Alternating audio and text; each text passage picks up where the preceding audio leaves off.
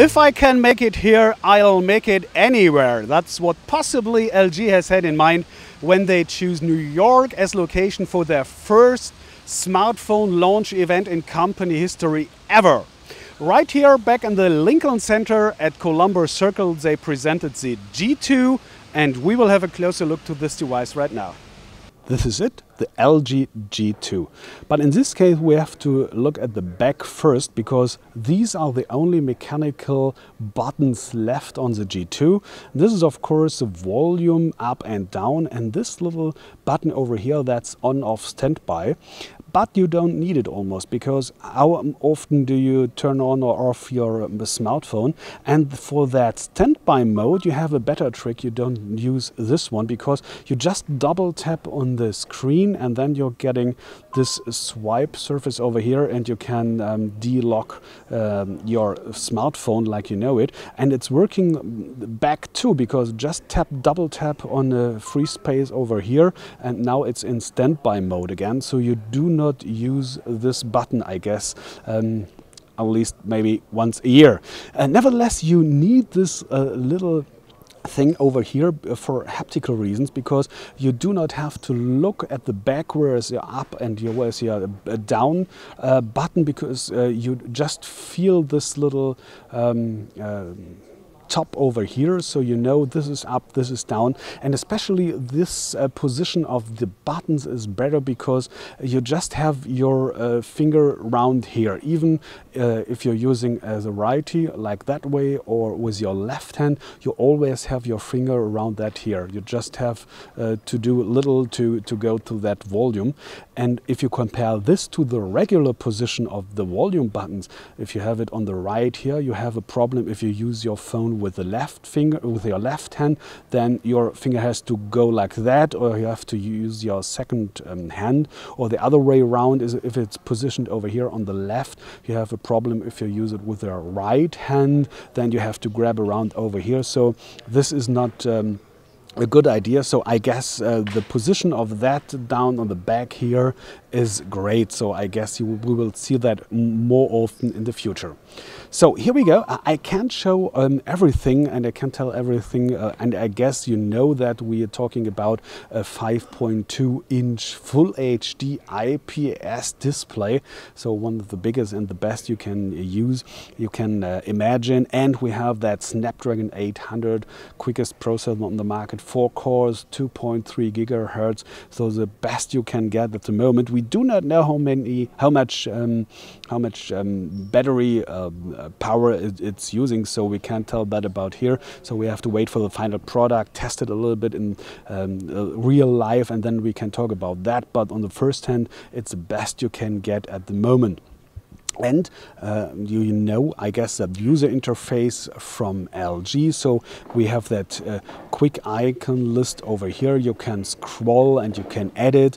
We have here the adjustment of the brightness, and now here from audio. And if you click on that over here, you have that additional audio settings. And yeah, well, it's a little bit small, this one, but you know, we're getting here in the into the settings, and that's why I wanted to show you. The first thing is we have Android 4.2.2, but let's have a look at the storage, and that's the first little problem, because as far as I know for the moment, we have a 16 gigabyte and a 32 gigabyte version of the G2.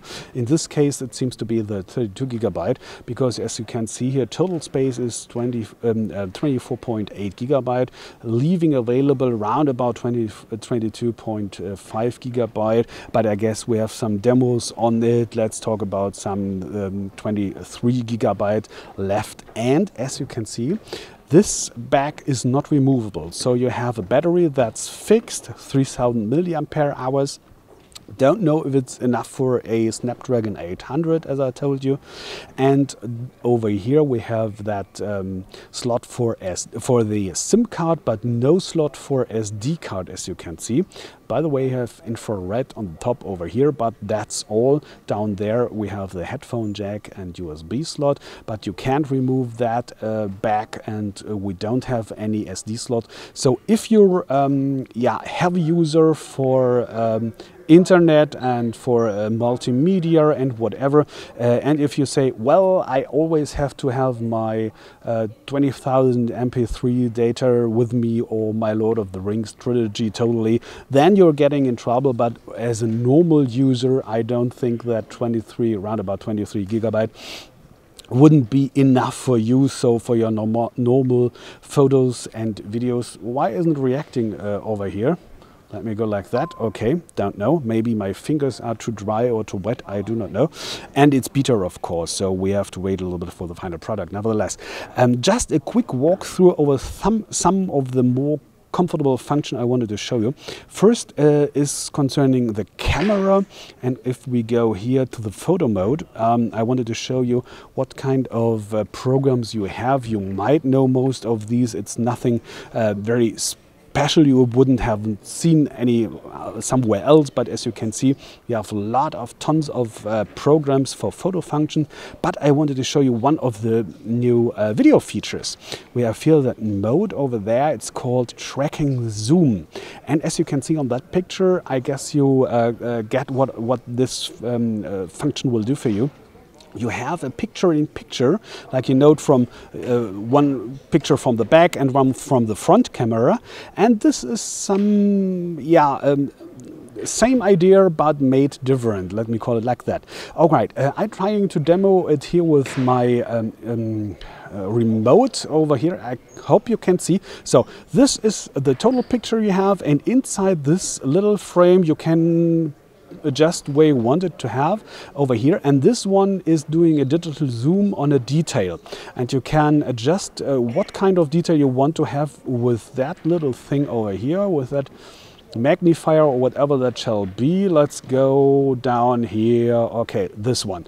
So you have first the total impression of the whole situation, let's say the whole group, and if you want to have, let's say, one face or whatever a little bit closer, you have both in this full HD video, so you can record both at the same time. I can't show everything as I told you, but I have to show you one more thing, and that's called text link. Here we have a message. Doesn't matter if you typed it by yourself or you got one. You have to normally, if you say, okay, this is important, I want to do an entry for my calendar out of that, you normally would go copy and open calendar and paste, and you know what I mean. And this is kind of shortcut for a feature like that, and I like that very much, because this is something I guess you would really need in everyday life. And you tap just here on text link, and as you can see, there opens up an new window saying add to calendar, and if you tap that over here, you see that this tool is seeing, okay, this is the event's name, Times Square have to be the location, and 3 p.m. has to be the time. So it's putting every content you have marked ahead in the right fields over here. You just have to tap save, and you now have created a new event in your calendar, and that's great, I guess. And you can do that, as you have seen. Let me mark again that whole string. Okay, here we go. Text link. As you have seen, you can search for it in maps or in the internet, or just have a memo for it. And that's something I guess you really would need in practical day life. That's a really good thing. We have tons of other features. I could make a 1 hour feature out of them. Just for a quick impression, I hope you can imagine what LG has done right here. So just not only hardware, you have that software too. Great hardware, smart software, so I guess LG did a wonderful job on the G2. Can't wait for the end of September, since then the LG G2 shall be available, at least in Germany, Europe, for around about 599 euros without any contract. Let's wait for the final product and the final review. Can't wait for it. So thanks for watching, take care, and I hope to see you back soon.